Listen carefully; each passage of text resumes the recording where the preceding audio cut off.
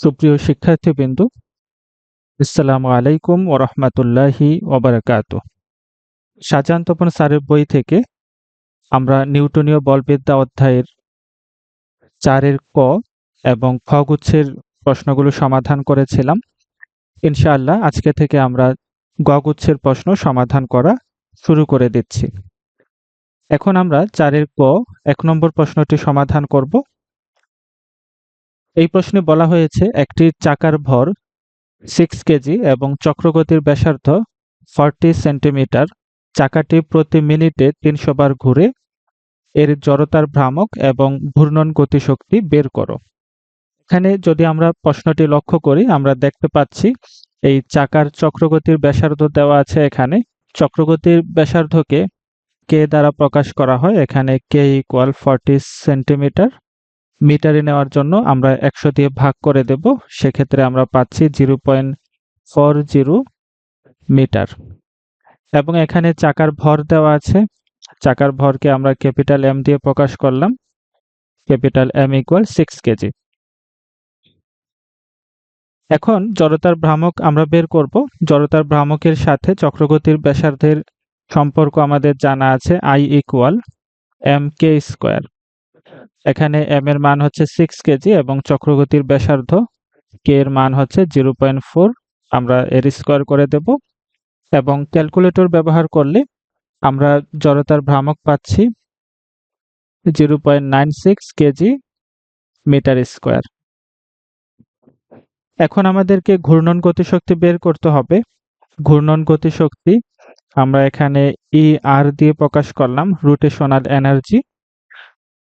E R equal half I omega square. I হচ্ছে জড়তার ভ্রামক এবং ওমেগা হচ্ছে কৌণিক বেগ। এখন আমরা এখান থেকে কৌণিক বেগ বের করব।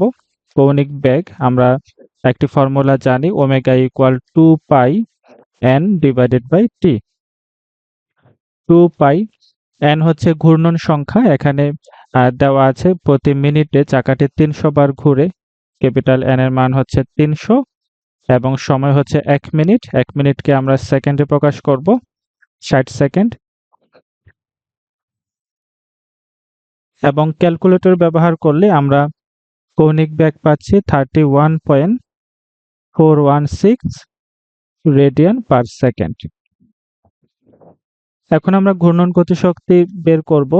হাফ চাকার জড়তার ভ্রামক হচ্ছে 0.96 এবং ওমেগা কৌণিক বেগ হচ্ছে 31.416 রেডিয়ান পার সেকেন্ড। এর স্কোয়ার করে দেব এবং ক্যালকুলেটর ব্যবহার করলে আমরা চাকাটির ঘূর্ণন গতিশক্তি পাচ্ছি 473.74 জুল। তাহলে চাকার জড়তার ভ্রামক হচ্ছে 0.96 কেজি মিটার স্কোয়ার এবং চাকাটির ঘূর্ণন গতিশক্তি হচ্ছে 473.74 জুল। এরপর ৪ এর গ ২। এই প্রশ্নে বলা হয়েছে একটি নির্দিষ্ট অক্ষকে কেন্দ্র করে 13 রেডিয়ান পার সেকেন্ড কৌণিক বেগে ঘূর্ণনরত একটি চাকার গতিশক্তি 29 জুল। ঘূর্ণন অক্ষের সাপেক্ষে চাকাটির জড়তার ভ্রামক নির্ণয় করো। এখানে চাকাটির ঘূর্ণন গতিশক্তি দেওয়া আছে। ঘূর্ণন গতিশক্তি ই আর ইকুয়াল আমরা ফর্মুলা জানি, half I omega square. I হচ্ছে জড়তার ভ্রামক এবং ওমেগা হচ্ছে কৌণিক বেগ। এখানে চাকার গতিশক্তি দেওয়া আছে, ঘূর্ণন গতিশক্তি ই আর 29 জুল এবং চাকার কৌণিক বেগ দেওয়া আছে এখানে omega. Omega equal 13 radian per second. এখান থেকে আমরা চাকার জড়তার ভ্রামক নির্ণয় করব।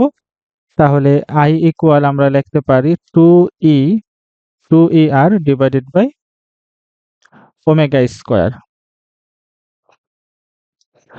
এখন আমরা সবার মান বসিয়ে দেব। চাকার ঘূর্ণন গতিশক্তি হচ্ছে 29 জুল এবং কৌণিক বেগ 13 স্কোয়ার এবং ক্যালকুলেটর ব্যবহার করলে আমরা চাকাটির জড়তার ভ্রামক পাচ্ছি 0.34 কেজি মিটার স্কোয়ার। তাহলে ঘূর্ণন অক্ষের সাপেক্ষে চাকাটির জড়তার ভ্রামক হচ্ছে 0.34 কেজি মিটার স্কোয়ার। এরপর গ গুচ্ছের ৩ নম্বর প্রশ্ন ৪-এর গ ৩। এই প্রশ্নে বলা হয়েছে 5 কেজি ভরের একটি দৃঢ় বস্তু ঘূর্ণন অক্ষ থেকে 1.5 মিটার দূরে 5 রেডিয়ান পার সেকেন্ড কৌণিক দ্রুতিতে ঘুরছে। এর জড়তার ভ্রামক এবং গতিশক্তি নির্ণয় করো। জড়তার ভ্রামকের আমরা ফর্মুলা জানি, I ইকুয়াল mr²। m হচ্ছে বস্তুর ভর এখানে দেওয়া আছে 5 কেজি। m এর মান 5 বসিয়ে দিলাম এবং r হচ্ছে ঘূর্ণন অক্ষ থেকে এই কণার বা বস্তুর দূরত্ব এখানে দেওয়া আছে 1.5 স্কয়ার। এবং ক্যালকুলেটর ব্যবহার করলে আমরা বস্তুটির জড়তার ভ্রামক পাচ্ছি 11.25 কেজি মিটার স্কয়ার। এখন আমরা এর ঘূর্ণন গতিশক্তি বের করব। ঘূর্ণন গতিশক্তি ER equal half I omega square. I হচ্ছে জড়তার ভ্রামক এবং ওমেগা হচ্ছে কৌণিক বেগ। হাফ I এর ভ্যালু আমরা বের করেছি, জড়তার ভ্রামক 11.25 এবং বস্তুর কৌণিক বেগ প্রশ্নে দেওয়া আছে 5 রেডিয়ান পার সেকেন্ড। 5 এর স্কয়ার হবে এবং আমরা যদি ক্যালকুলেটর ব্যবহার করি তাহলে বস্তুটির ঘূর্ণন গতিশক্তি পাচ্ছি 140.625 জুল। তারপর 4-এর গ 4 নম্বর প্রশ্নে বলা হয়েছে একটি চাকার ভর 5 কেজি এবং কোনো অক্ষের সাপেক্ষে চক্রগতির ব্যাসার্ধ 0.25 মিটার। এর জড়তার ভ্রামক কত? চক্রগতির ব্যাসার্ধের সাথে আমরা জড়তার ভ্রামকের একটি সম্পর্ক জানি, I ইকুয়াল mk²। আমরা জড়তার ভ্রামক I বের করব।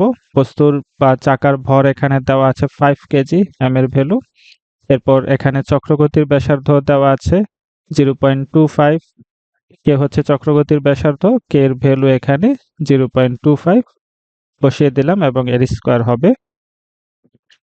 ক্যালকুলেটর ব্যবহার করলে আমরা চাকাটির জড়তার ভ্রামক পাচ্ছি 0.3125 কেজি মিটার স্কয়ার।